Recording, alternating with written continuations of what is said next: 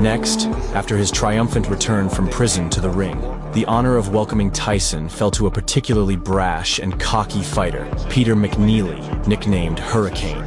Thinking that Iron Mike had rusted after his prison sentence, McNeely allowed himself to show blatant disrespect towards his opponent. I'm Hurricane Peter McNeely from Medfield, Mass. On Saturday night, watch me kick Tyson's ass. You have a big dump in your pants. Tyson didn't engage in his opponent's dirty game. Instead, he let his fists do the talking. Great deal on his movement the past few months, and here we go. And McNeely, as advertised, comes right at Mike Tyson. Down goes McNeely.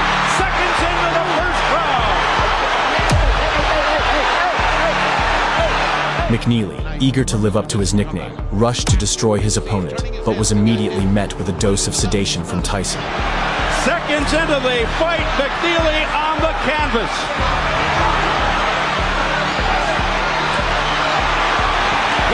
Gone by. McNeely's already been down. I'll tell you what, Steve. Nothing but... McNeely was unable to counter Iron Mike and impacted him not like a hurricane, but more like a light, refreshing breeze. Mills Lane had stopped that nonsense because they were starting to butt heads. Oh. Tyson with a left hook, a right uppercut. Down goes McNeely again. McNeely's hurt this time, Steve. He's very hurt.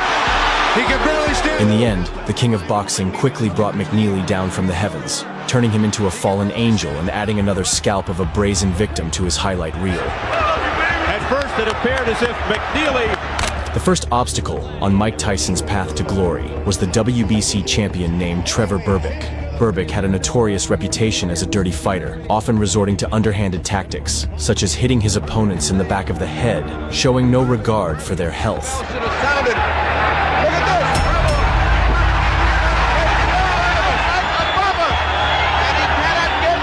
Moreover, he was known for sending Muhammad Ali into retirement, inflicting significant damage on the health of the greatest. They're just above us. Berbick is pounding everything in to level him. Always could take a punch, but now he's in trouble. Yep, he looks like he's in trouble. Trevor Berbick. Well, there you have it. Trevor Berbick. These reasons were more than enough for 20-year-old Mike to mercilessly tear Berbick apart in the ring. Easier said than done, but if he can, then he can be in the hunt. It's no surprise that the fight was called Judgment Day, as from the very start, Mike began delivering retribution with his fists, punishing Berbick. Big right hand. Tyson's punches even sound good. Trevor Berbick, we should point out, has been down twice. There's another big shot by Tyson. Berbick in a heap of trouble. Down he goes.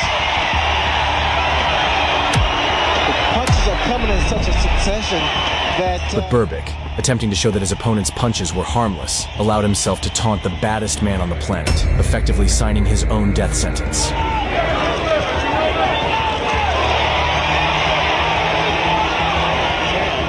By Tyson. And a right behind it, and Berbick is rocked. In trouble here.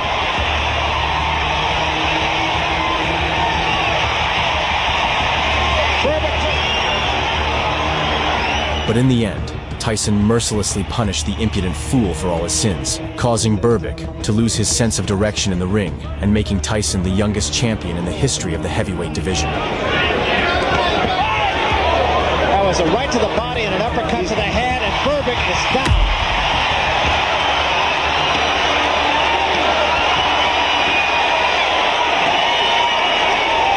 It's over. That's all, and we see heavyweight champion of the world, Michael Tyson. Next up for our 170-kilogram dumpling was Jonathan Whitfield, nicknamed the Bull. During the stare-down, Whitfield tried to intimidate our hero with his sheer physical dominance, unaware that Butterbean's only real fears are an empty fridge and a treadmill. The bell rang, and the feast for the chubster began. Of his 7 fights, but comes in and says, Butterbean with 19 wins, 9 first-round defeats by Butterbean. Now he rushes in, he sees an opportunity. And Butterbean immediately set about taming the furious bull. Now, Butterbean knows he's closing in. Whitfield wants it. And Ed, you were talking about Butterbean trying to get that jab at him. Hey, you want to be famous? Ed,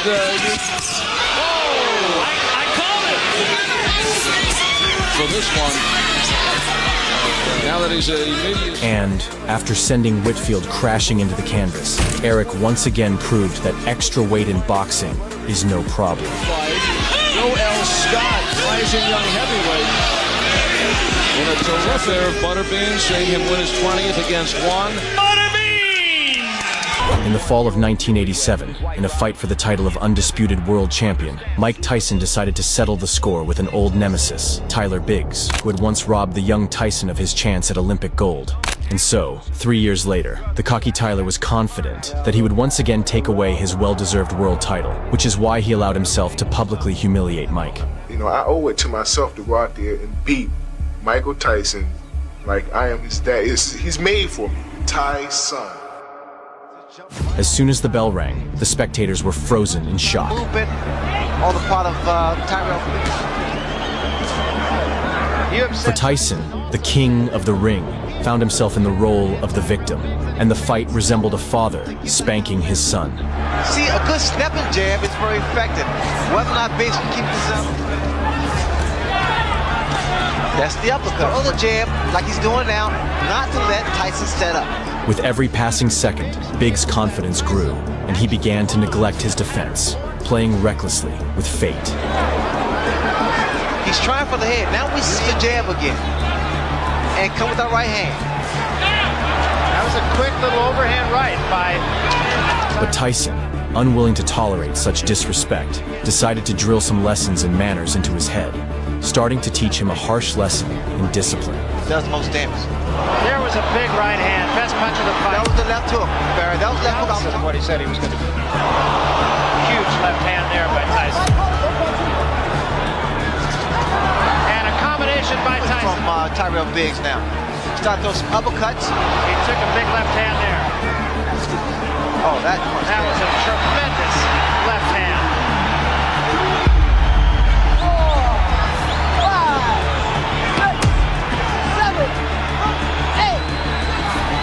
And from there, Iron Mike relentlessly pummeled the arrogant upstart until he was sent to meet Morpheus. This is it.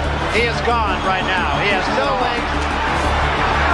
And 10 seconds to go in a round. There's a left hand. He's down again. It's over. It's all over. And it wasn't even close.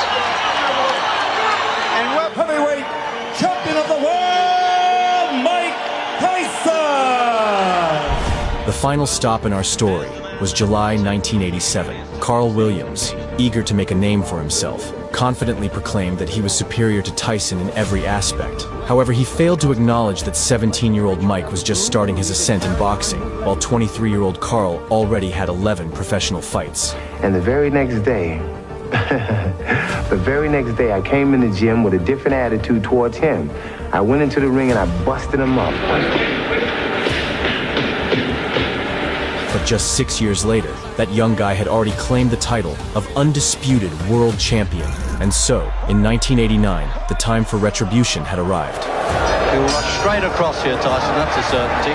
From the very beginning, Carl tried to keep the beast at a distance. Positive start from Williams, but I would feel the safer for him if he would back off and have a look at Tyson first. But Tyson only needed one punch. He hasn't done that tonight. I wonder if that's a change of plan with it. Oh, what a left hook.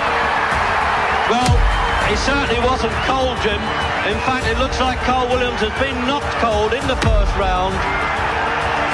Is he going to count him out or let him go on? And that's how Tyson got revenge on his offender. Out Iron Mike Tyson! By 1999, Butterbean had racked up an astonishing 42 wins, but this meathead wasn't about to stop there. His next target, the title of the Meanest Man Contest, and standing in his way was none other than Kevin Talon. Before the fight even began, Butterbean fixed his hungry gaze on his victim, and as soon as the bell rang, he dove in like he was about to enjoy a feast. Inactive after having turned pro in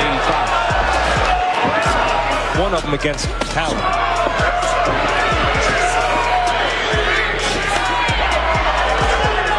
As we come to the end of round number one, Butterbean in control, Talon with some counterpunching of his own, Butterbean missing with a right hand, scoring with a left and a right as Talon comes in. Hobbling Talon's legs, the self-proclaimed king of 4 rounds raced to finish the fight. Well, how many fights does he have? Well, Talon just just got knocked, and Butterbean trying to add his 30-second knockout. And he sends Talon down here in round 2. He takes a good body from him. Butterbean comfortably in control in this 4-round bout as he continues to pound the overmatched Talon. But Talon, showing incredible endurance, kept getting back up, making the audience question whether Butterbean's victory was a sure thing. To look back on those things. Mark Gastineau, they had him with less than ordinary guys, and when he fought a guy who was just even close to a journeyman. At one point, it even looked as if Esh was against Evil Dead. It's a whole different sport. And the way Talon's getting pounded in. Butterbean's thinking he's got a guy in front of him who's covering up, so he brings the uppercut up, try to straighten him up. Continuing to pummel his opponent, the cholesterol-fueled Homelander decided to put an end to Talon's suffering by pinning him against the ropes and brutally finishing the bout. It's more exciting though when the opponent in front of him can nail him a little bit, like Funmaker, and Talon just can't. And Butterbean finishes him off here in round number 3. Butterbean goes across the ring and congratulates Talon. Later in 1999, after Butterbean completely dominated his fight with Russell Chastain, the organizers needed a bigger fish for the king of 4 rounds. Crowd into it. You know, he set that up with a little trickery. Dipped his shoulder like he was going to go to the body. Enter Peter McNeely, who volunteered to be the first to send Butterbean packing and put an end to that insatiable boar.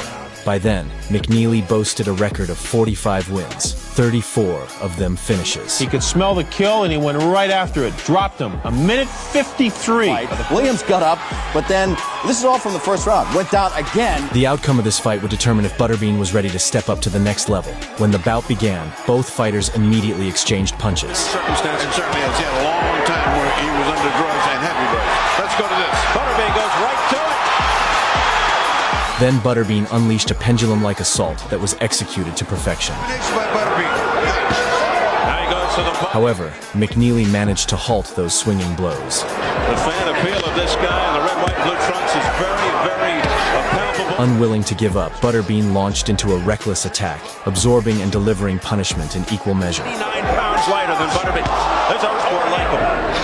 Oh, he missed with the right, fires away with a... Intoxicated by his relentless assault, Butterbean brutally finished McNeely, proving once again he was ready to take on the most dangerous heavyweights. A bit of money went on McNeely. Oh, a right hand by Butterbean that snapped McNeely's head back. Another uppercut. It's all Butterbean. McNeely ready to go, and that's it. Shane 80 steps in and stops the fight. He's going to get a fight with Tyson because the people demand it. Mike Tyson will be the laughingstock of the industry. In the early 21st century, Butterbean faced a true bruiser named Marcus Rode, who had racked up 24 wins, all finishes, in his career. Rode was the perfect candidate to dethrone the king of 4 rounds. As soon as the bell rang, Rode began burning off all of the Chubb's calories.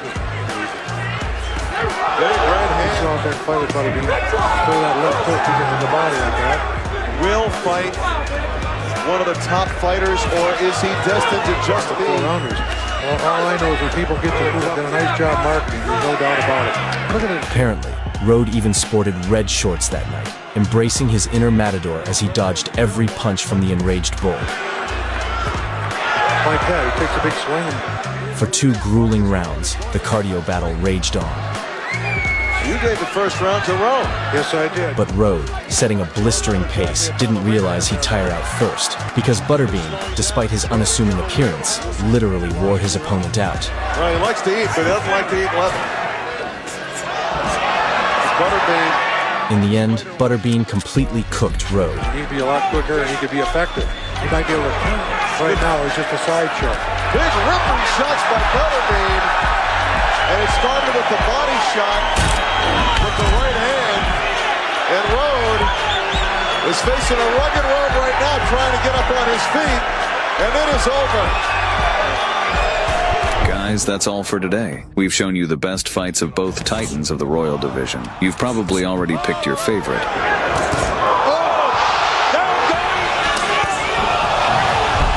Share your thoughts in the comments, and if you liked the video, hit like and subscribe. This was Boxing Space. See you soon.